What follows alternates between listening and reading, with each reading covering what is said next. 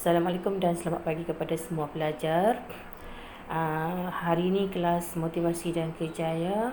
Pastikan kamu semua sudah bersedia di tempat masing-masing ya.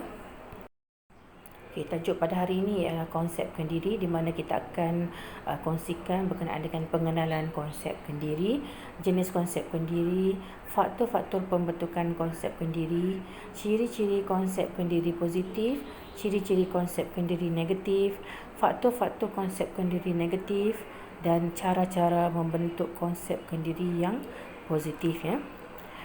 Okey, pastikan kamu ada buku untuk kamu selalu nota ya.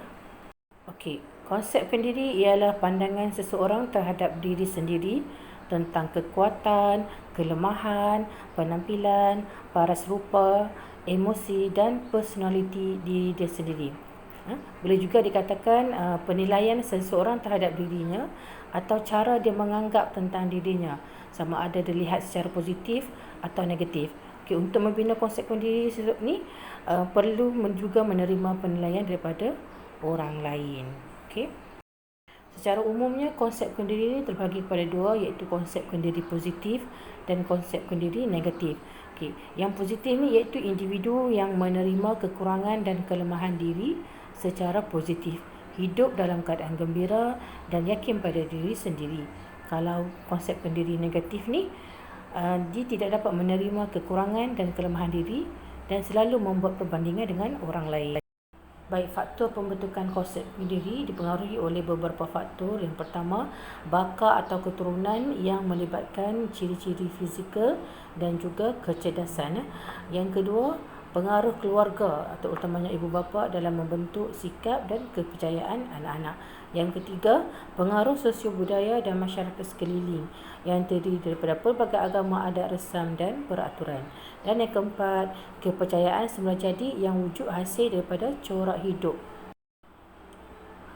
Okey, ciri konsep kendiri yang positif iaitu yakin dan percaya pada diri sendiri, mudah bergaul dengan orang lain, sedia menerima perubahan dan persaingan dalam kehidupan, gembira dan sentiasa bermotivasi untuk melakukan sesuatu perkara dan mempunyai cita-cita dan matlamat yang jelas.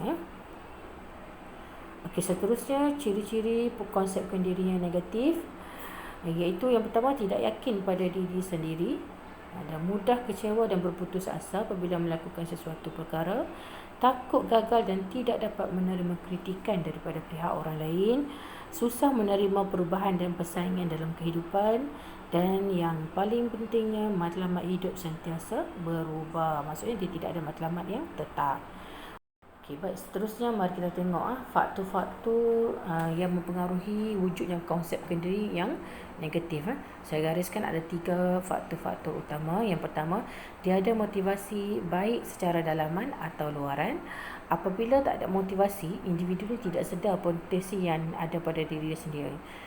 Dan ini akan membuatkan individu tidak yakin pada kebolehan diri sendiri. Yang kedua, selalu pandang rendah pada diri sendiri. Individu ni lebih suka melihat kelemahan diri berbanding kelebihan yang dia ada. Apabila kita selalu fokus kepada negatif, perkara yang negatif, maka sukar untuk kita tengok perkara yang positif yang ada pada diri kita sendiri. Yang ketiga, matlamat hidup yang tak jelas. Motivasi dan keyakinan diri sangat sukar dibentuk kalau individu itu sendiri tidak ada hala tuju yang jelas ya. Okey, cara-cara untuk membentuk konsep kendiri yang positif. Yang pertama, kena wujudkan motivasi secara intrinsik ataupun motivasi dalaman yang ada pada diri individu itu sendiri. Okey, ia terdiri daripada dorongan dan minat individu untuk melakukan sesuatu tanpa mengharapkan ganjaran ataupun balasan daripada orang lain. Yang kedua, mewujudkan motivasi secara ekstrinsik, iaitu yang dimotivasikan oleh faktor-faktor luaran seperti ganjaran, grade, anugerah, CJ dan sebagainya. Yang ketiga, menetapkan matlamat hidup yang jelas. Okey, masa hadapan dirancang dengan teliti mengikut garis masa dalam kehidupan. Individu yang tak punya matlamat jelas ibarat berjalan di dalam kegelapan dan tak ada hala tuju.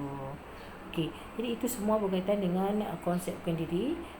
Jadi renungan bersama kita pada hari ini, pengetahuan tentang diri sendiri jangan diabaikan kerana ia mampu menjadikan kita manusia yang biasa kepada manusia yang luar biasa. Okay, jadi setakat itu sahaja pada hari ini. Terima kasih kerana memberi perhatian. Sehingga bertemu lagi, teruskan semangat untuk belajar dan menuntut ilmu.